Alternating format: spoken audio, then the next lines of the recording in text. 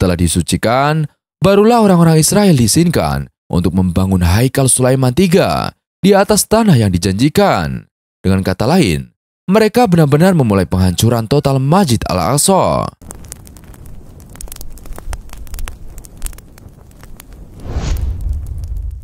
Assalamualaikum warahmatullahi wabarakatuh. Sahabat beriman yang dirahmati Allah Subhanahu wa Ta'ala, orang Yahudi menganggap bulan Nisa istimewa. Itu bukan hanya bulan pertama dalam sistem penanggalan Yahudi. Di dalamnya pun terdapat momen penting, dan kaum Yahudi percaya Bani Israel dahulu terbebas dari penduduk di Mesir pada bulan Nisan. Dari negeri delta sungai Nil tersebut, umat Nabi Musa ini kemudian bergerak menuju Baitul Maqdis. Untuk memperingatinya, kaum Yahudi merayakan Paskah selama sepekan, yakni sejak tanggal 15 Nisan. Dalam 7 hari itu, mereka hanya memakan roti yang tidak beragi, dan makanan itu disajikan untuk roti yang dimakan Bani Israel dahulu, seperti yang diceritakan dalam kitab Taurat. Karena tergesa-gesa meninggalkan Mesir, umat Nabi Musa ini tidak mempunyai waktu untuk menunggu adonan roti masak yang sempurna. Mengutip laman Temple Institute, Taurat juga menceritakan ritual pengorbanan yang dilakukan Bani Israel pada malam ketika mereka keluar dari Mesir. Kaum ini menyembelih seekor anak domba, kemudian daging hewan kurban itu dimakan bersama-sama. Awal bulan Nisan biasanya terjadi antara bulan Maret dan April menurut kalender Masehi. Pada 2024 ini, 1 Nisan jatuh pada tanggal 10 April atau bertepatan dengan Hari Raya Idul Fitri 1445 Hijriah. Semestinya kesamaan waktu terjadinya momen-momen istimewa yang dirayakan dua umat agama yang berbeda bukanlah masalah. Sebagai contoh, beberapa tahun silam, umat Islam merayakan Idul Fitri 1421 Hijriah pada 27 Desember 2000. Hanya berbeda 2 hari dengan perayaan Natal umat Kristen. Namun kaum Yahudi, ultra-ortodoks atau Haredi di Israel pada tahun ini hendak berulah. Mereka merayakan awal bulan Nisan secara berbeda. Dan keinginan mereka ini, bila diwujudkan, jelas-jelas akan memprovokasi umat Islam di seluruh dunia. Mereka ingin melakukan penyembelihan sapi merah atau red heifer pada permulaan bulan Nisan kini, yang jatuh tepat pada Hari Raya Idul Fitri 1445 atau 10 April 2024. Temple Institute menyebut ritual tersebut merupakan langkah awal bagi kaum Yahudi untuk mendirikan Haikal Sulaiman III di atas tanah yang dijanjikan, yakni persis di titik Masjid Al-Aqsa dan Qubat As-Sakhra atau Dome of the Rock yang kini berdiri. Dengan perkataan lain, mereka hendak merobohkan masjid suci itu untuk mendirikan sebuah bangunan baru, yakni kuil Yahudi. Bagi kelompok Haredi, adanya kuil yang disebut Haikal Sulaiman ini merupakan persyaratan mutlak untuk turunnya Sang Juru Selamat atau Mesia yang akan membimbing orang-orang Israel di akhir zaman.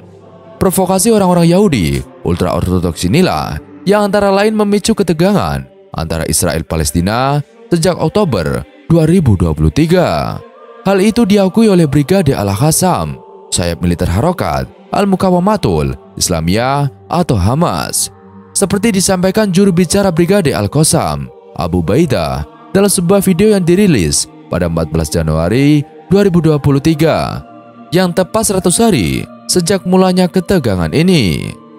Dalam pidatonya, Abu Baidah menyinggung soal mitos sapi merah dan penyembelihan hewan itu sebagai ritual menjijikan yang dirancang untuk menyulut kemarahan seluruh umat Islam.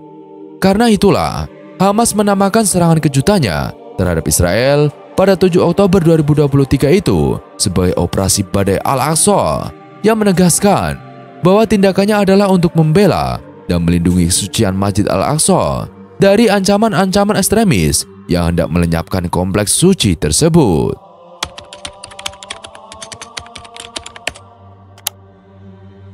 Temple Institute atau Makon Hamikdash merupakan sebuah lembaga yang menaungi para rabi Yahudi ultra-ortodoks. Institusi yang berdiri sejak 1987 di Israel atau wilayah Palestina yang diduduki ini dibentuk dengan satu tujuan, yakni mempersiapkan segala hal yang perlu demi terwujudnya Haikal Sulaiman III. Dilansir dari laman resminya, Temple Institute sudah menyelesaikan berbagai proyek untuk memperlancar rencana pembangunan kuil Yahudi tersebut. Misalnya, pada Juni 2008, pihaknya telah selesai membuat seragam khusus yang akan dipakai para pendeta Yahudi. Mereka inilah yang nantinya menyembelih sapi merah dan melakukan penyucian orang-orang Israel dengan air campuran abu bangkai hewan tersebut. Bahkan, Temple Institute disebut-sebut juga telah menyiapkan berbagai perkakas yang nantinya dipakai untuk menyusun satu persatu batu haikal Sulaiman III. Menurut ajaran Yahudi, kuil ini tidak boleh dibangun dengan alat yang berbahan besi. Selain itu, institut ini membentuk macam-macam perabot yang akan mengisi bangunan tempat pemujaan tersebut. Temple Institute dan seluruh umat Yahudi ultra-ortodoks antusias dengan rencana penyembelihan sapi merah. Sebab dengan itulah segala persiapan yang telah dilakukan tidak sia-sia dan impian membangun haikal Sulaiman III dapat mulai diwujudkan. Keyakinan kaum Yahudi Haredi iwal ritual sapi merah berdasarkan pada kitab bilangan, salah satu bagian dari Taurat atau perjanjian lama. Dalam surat ke-19, ayat ke-18 dan 19 yang terdapat teks yang dianggapnya sebagai perintah Tuhan kepada orang-orang Israel. Ayat-ayat itu berbunyi, dan orang-orang yang tahir harus mengambil hisop, mencelupkannya ke dalam air, dan memercikannya ke atas tenda, dan ke semua perkakas, dan ke atas orang-orang yang ada di sana, dan ke atas orang-orang yang menyentuh tulang, atau orang yang terbunuh, mati, atau kuburan. Dan orang-orang yang tahir harus memerciki orang yang najis pada hari ketiga dan hari ketujuh. Dan pada hari ketujuh, dia harus menyucikannya, dan dia harus mencuci pakaiannya, dan mandi dengan air, dan menjadi tahir. Sapi merah atau red heifer yang dimaksud menurut keterangan Temple Institute mesti sempurna. Dalam arti lembu-lembu itu haruslah berwarna merah murni. Tidak ada helai bulu pun yang warnanya berbeda atau bukan merah, dan tidak ada cacat sedikit pun. Demikian forward.com yang melansir dari laman Temple Institute. Red heifer juga mesti betina, belum pernah melahirkan anak, tidak pernah dipakai untuk bekerja, tidak pernah dipakaikan pelana atau tusukan hidung, serta tidak pernah diambil air susunya. Rencana penyembelihan sapi merah bukanlah sebuah keinginan yang baru. Kaum Yahudi Haredi sudah berusaha melakukannya setidaknya sejak ribuan tahun silam.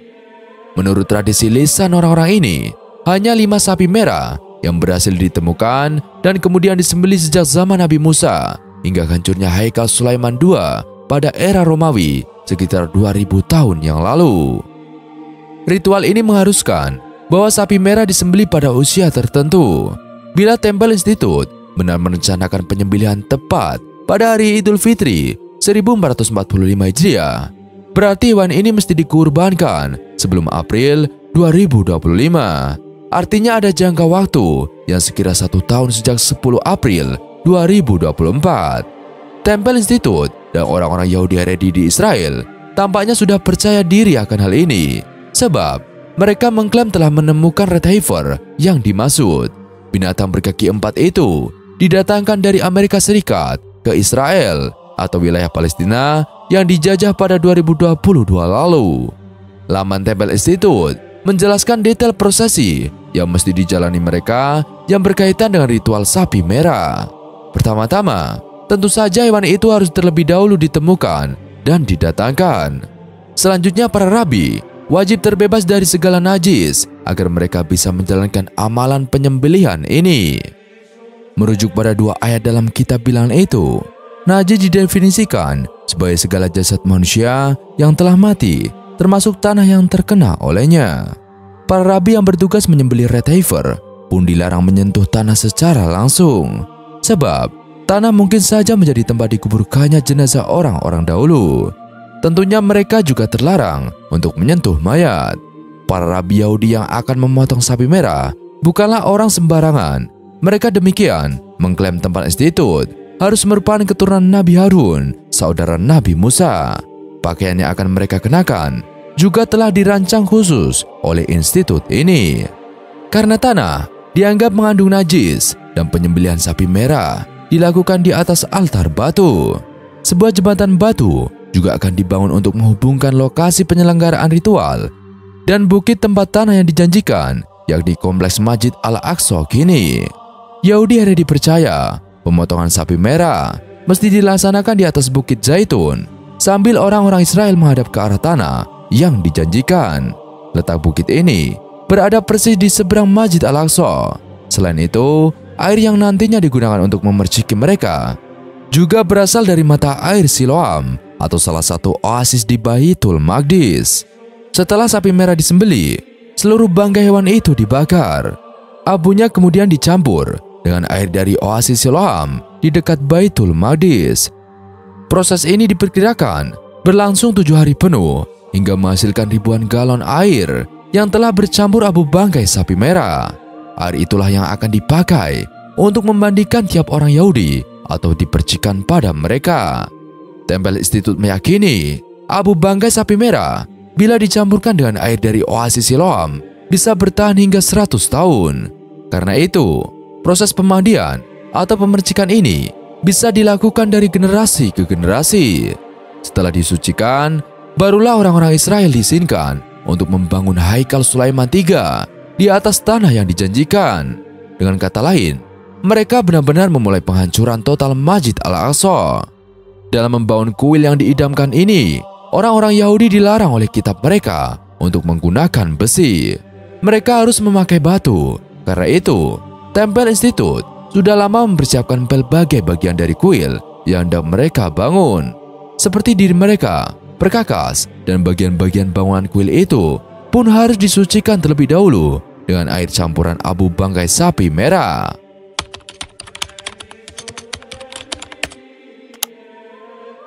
Dilansir dari laman GBS News 5 Maret 2024, para tokoh Yahudi Haredi menyambut gembira datangnya 5 ekor sapi betina berwarna merah dari sebuah peternakan di Texas, Amerika Serikat.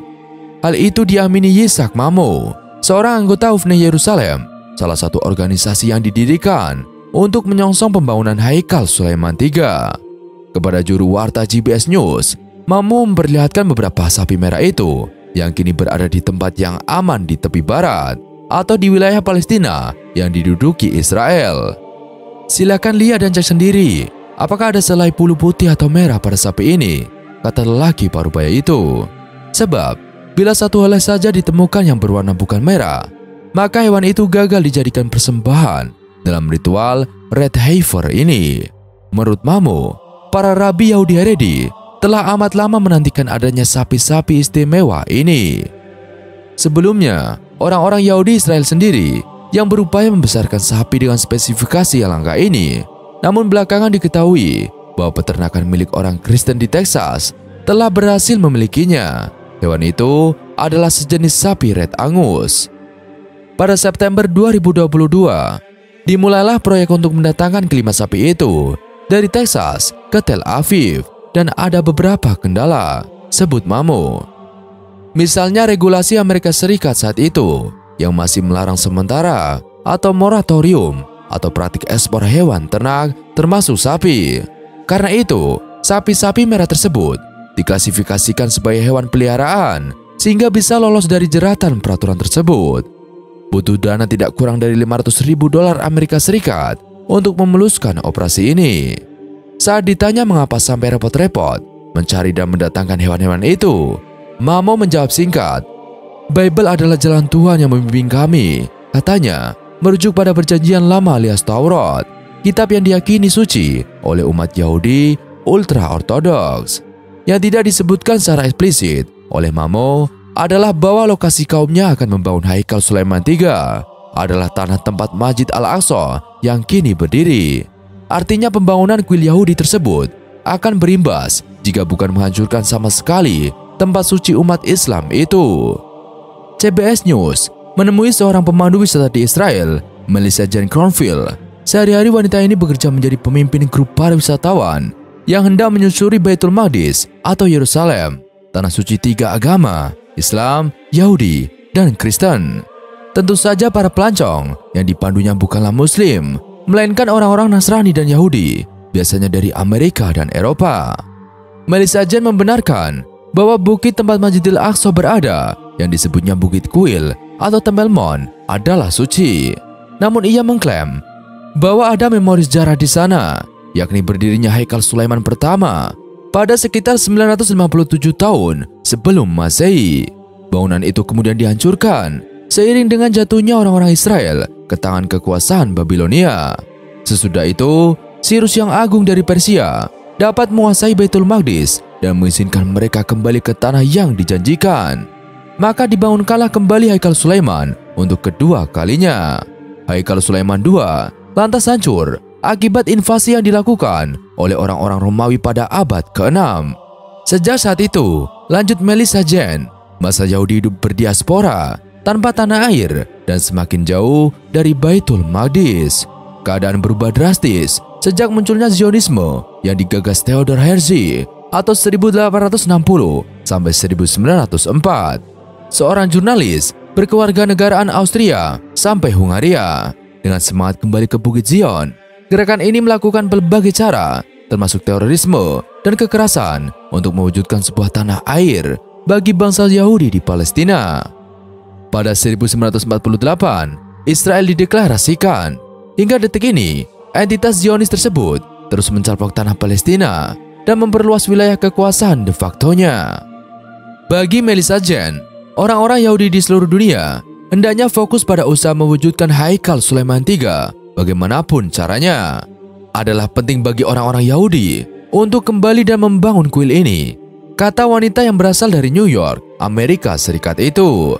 Ini bukan tentang merampas apapun dari saudara-saudara kita orang Islam. Ini bukan tentang penghancuran bangunan suci umat Islam. Ini adalah tentang menjaga kawasan ini atau Temple Mount dan menjadi penjaga rumah Tuhan, lanjut wanita ini. Secara gamblang, Melissa Jen mengungkapkan keinginannya tentang nasib kompleks Masjid Al-Aqsa bila memang Yahudi Haredi jadi melaksanakan rencana pembangunan Haikal Sulaiman III. Saya percaya 100% itu pembangunan kuil Yahudi akan terjadi. Seluruhnya kompleks Masjid Al-Aqsa akan diubah menjadi kuil, katanya. Tetapi juga menekankan bahwa Dome of the Rock hanya dipindah, tidak perlu dihancurkan. Seperti Madinah dan Mekah, Baitul Maqdis bagi kaum muslimin sedunia adalah suci. Menghancurkan Masjid Al-Aqsa tentunya akan memancing reaksi dari umat Islam, sebagaimana mereka mendengar bila mana ada rencana penghancuran Masjid Nabawi atau Masjid Haram. Artinya, ketegangan yang dari seluruh proyek Haikal Sulaiman III ini akan meluas, bukan hanya di Gaza atau basis Hamas atau Palestina, melainkan juga dunia. Mungkin saja menyulut semacam perang dunia. Orang-orang bilang bahwa pendirian kuil ketiga atau Haikal Sulaiman III akan memicu perang dan akan mengguncang Timur Tengah. Tapi Timur Tengah saat ini memang tampak tidak stabil. Dan perang kalau saya tidak salah memang sedang terjadi, ujar Melissa Jen. Wanita ini bisa berdalih bahwa impiannya tentang Haikal Sulaiman III adalah sebuah mimpi dari seorang warga, bukan semacam proyek resmi pemerintah Israel atau impian seluruh orang Yahudi di dunia. Bagaimanapun, dalih itu saja sudah cukup membuat sayap militer Hamas untuk bertindak antisipatif, yakni mengadakan serangan mendadak pada Oktober tahun lalu. Ketegangan antara Hamas dan pihak militer Israel pun tak henti hingga detik ini. Semestinya, orang-orang Yahudi Haredi dan para penduduknya menghentikan rencana gila mereka untuk mewujudkan suatu apapun yang didirikan dengan cara menghancurkan sebuah situs suci umat Islam. Baitul Maqdis yang terbuka dan ramah untuk umat agama-agama, itulah yang semestinya menjadi impian, bukan justru mimpi menyembelih sapi langka dan memandikan orang-orang dengan bangkai hewan itu untuk kemudian mereka merusak kesucian Al-Quds. Semestinya, orang-orang Yahudi Haredi dan para penduduknya menghentikan rencana gila mereka.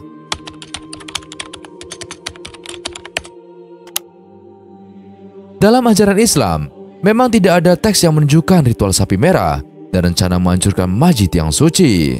Namun dalam Al-Quran, terdapat kisah sapi betina yang berkaitan dengan watak Bani Israel pada zaman Nabi Musa alaihissalam.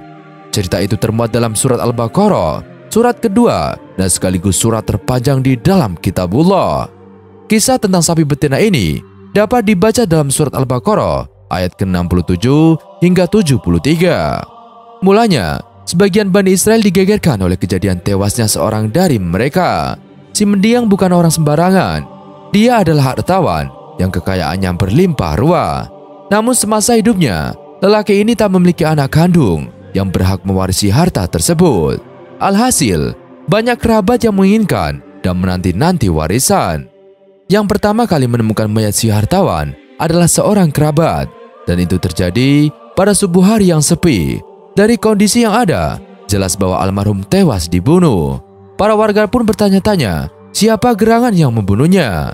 Asumsi-asumsi pun bermunculan. Ada yang bilang, sang kerabat yang menemukanlah yang membunuhnya.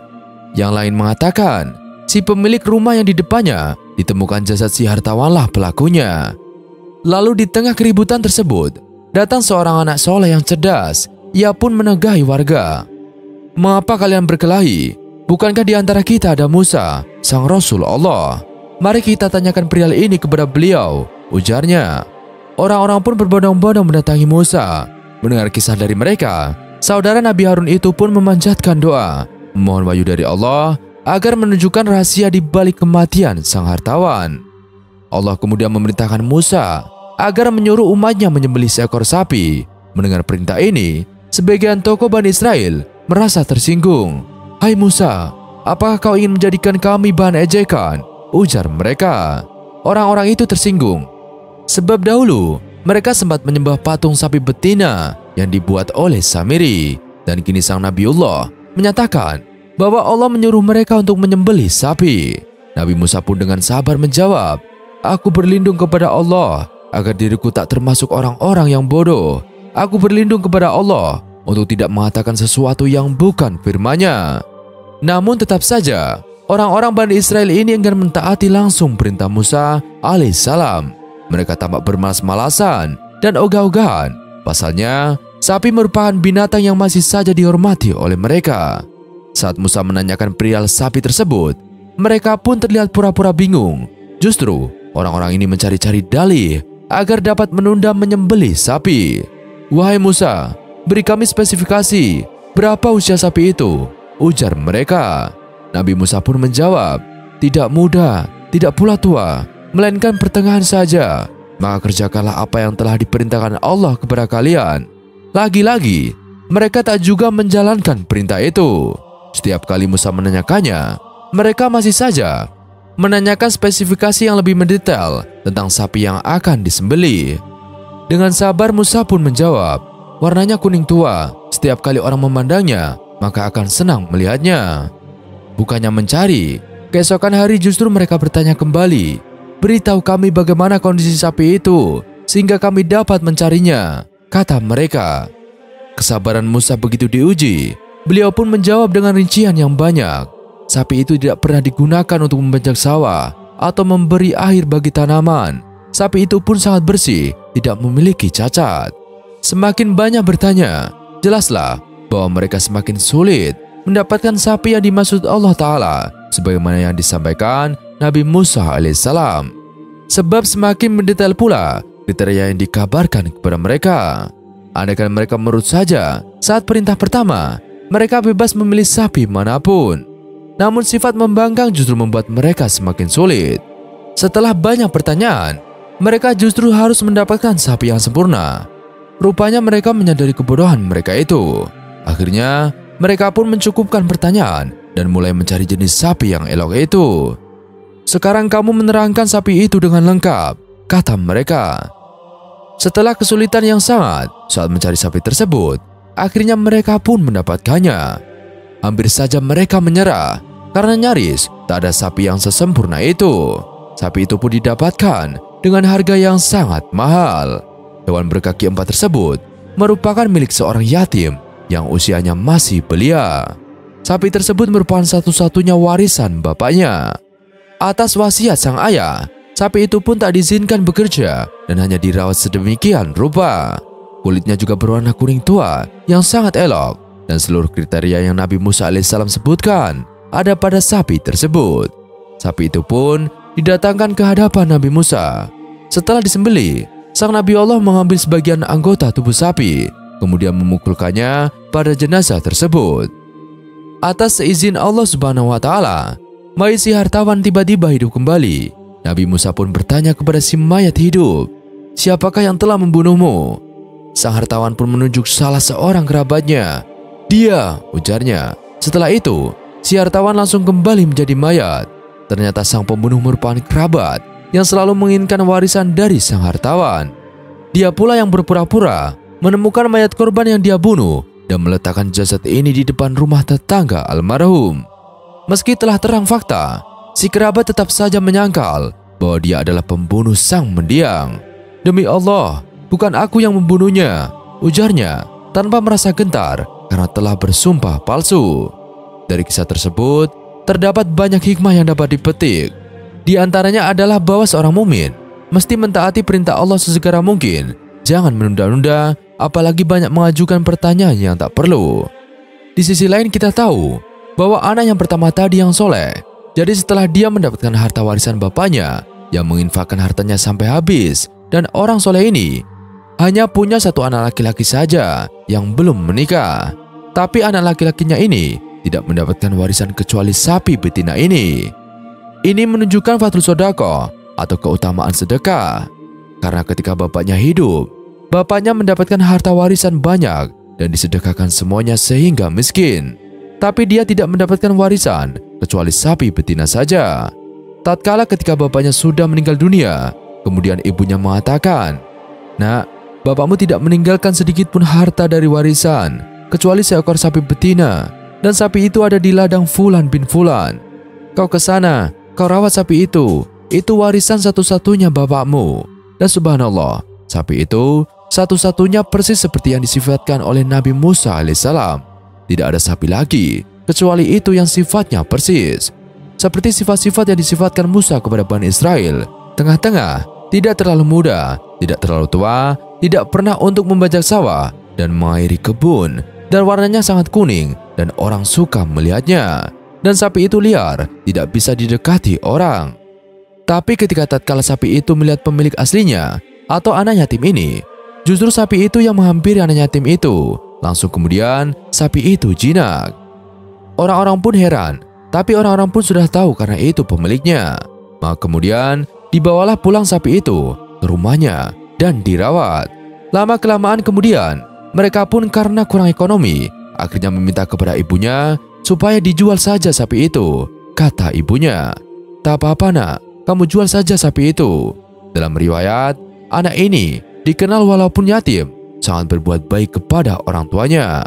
Karena memang keturunan keluarga soleh dan soleha, sangat berbuat baik kepada ibunya. Sampai kata ibunya, "Nak, kau bawa sapi ini ke pasar, kau jual dia. Jangan lebih dan jangan kurang dari 8 dinar." Lalu berangkatlah anak yatim ini membawa sapinya.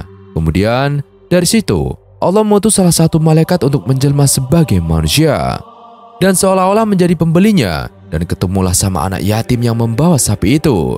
Kata malaikat yang menjelma tadi mengatakan, "Hei nak, mau kau bawa kemana sapi itu? Mau bawa ke pasar? Mau dijual? Berapa harganya?" 8 dinar saja. Dan kata malaikat ini, "Bagaimana kalau aku beli 10 dinar? Tapi jangan bicara sama ibumu. Yang 8 dinar kasih ke ibumu, dan yang 2 dinar masuk ke sakumu." Tapi anak ini menolak. "Maaf pak, ibuku suruh jual 8 dinar. Tidak mau saya jual 10 dinar. Akhirnya kata anak itu, "Tunggu dulu, saya kasih tahu ibu saya." Karena anak ini berbuat baik dan dia jujur, tidak mau dia menyelisih perintah ibunya. Lalu kembali dia cepat-cepat ke rumahnya dan diceritakanlah, "Bu, tadi ada orang yang nawar tapi bukan 8 dinar bu. Dia nawar 10 dinar. Lalu kata ibunya, "Kenapa nggak kau kasih?" "Ya sudah, kau kasih saja 10 dinar itu." Akhirnya kemudian ketemu lagi orang itu dan berkata, "Pak, kata ibu saya nggak apa-apa 10 dinar.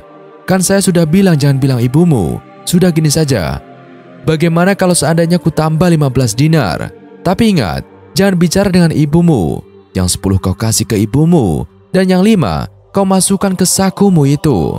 Tetapi tetap tidak mau. "Gak bisa, ini saya harus ngomong ke ibu saya dulu." Bayangkan, anak ini anak yang soleh, dan kata ibunya, "Kasih saja 15 dinar."